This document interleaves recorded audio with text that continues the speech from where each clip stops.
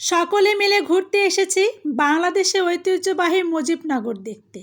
অনেক দিনের ইচ্ছে ছিল এই জায়গাটা দেখব, দেখার সুযোগ হয়ে ওঠেনি।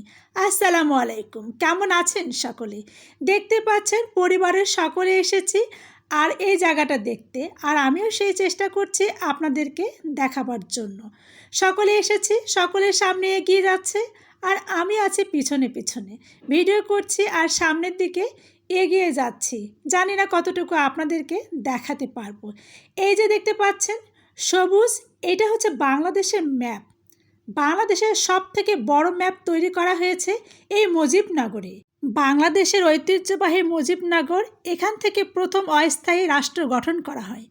মুজিবনগর বাংলাদেশের ইতিহাসে অত্যন্ত গুরুত্বপূর্ণ একটি জায়গা। 1971 সালে অস্থায়ী সরকার গঠনের শপথ গ্রহণ হয়। ওই সরকারের প্রধানমন্ত্রী তাজউদ্দিন আহমেদ, যিনি এই স্থানটির নাম মুজিবনগর করেন। এই মানচিত্রের উপরে অনেক ডিসপ্লে ছিল। পাকিস্তানের সাথে কিভাবে যুদ্ধ হয়েছিল, পাকিস্তানিদের কিভাবে বাঙালির কাছে আত্মসমর্পণ করেন, সব কিছুই ছিল। কিভাবে শপথ গ্রহণ করা হয়, কিন্তু সময়ের ব্যবধানে সেগুলো এখন আর নেই, যার কারণে আমিও দেখতে পারিনি, আপনাদেরকেও দেখাতে পারিনি।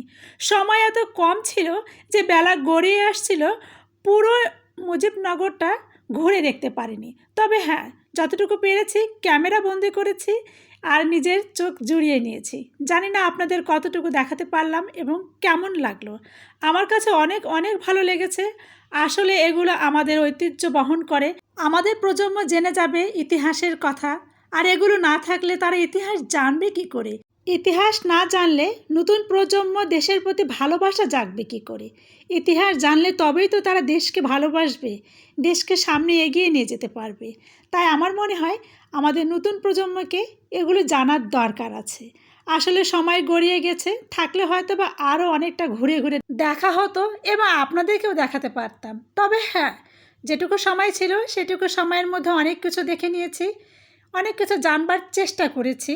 কতটুকু জানতে পেরেছি আমি ঠিক জানি না, আর কতটুকু জানাতে পারলাম তাও ঠিক জানি না। যদি কোনো কিছু ভুল জানিয়ে থাকি, ভুল তথ্য দিয়ে থাকি, ক্ষমা সুন্দর দৃষ্টিতে দেখে নেবেন। আগেই বলেছি একটু সন্ধে নেমে এসেছে।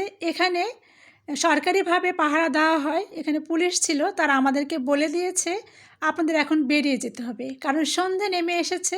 অবাক করার বিষয়, সন্ধে নামার সঙ্গে সঙ্গে যেন চাঁদটাও চলে এসেছে। দেখতে ভীষণ ভালো লাগছিল। আমরা সকলে বেরিয়ে পড়ি, কারণ কারো এখানে থাকা চলবে না। আমরাই সবার লাস্টে ছিলাম, যার কারণে আমরা কিছুটা সময় তাদেরকে বলি যে আমরা একটু দেখে নিই, কি একটু সময় আমাদেরকে দেয়, দেখে আমরা বের হয়ে যাই। আপনারা সকলে ভালো থাকবেন, সুস্থ থাকবেন। আবারও কথা হবে অন্য কোনো ভিডিওর মাধ্যমে। যদি ভালো লাগে পাশে থাকবেন। আল্লাহ হাফেজ।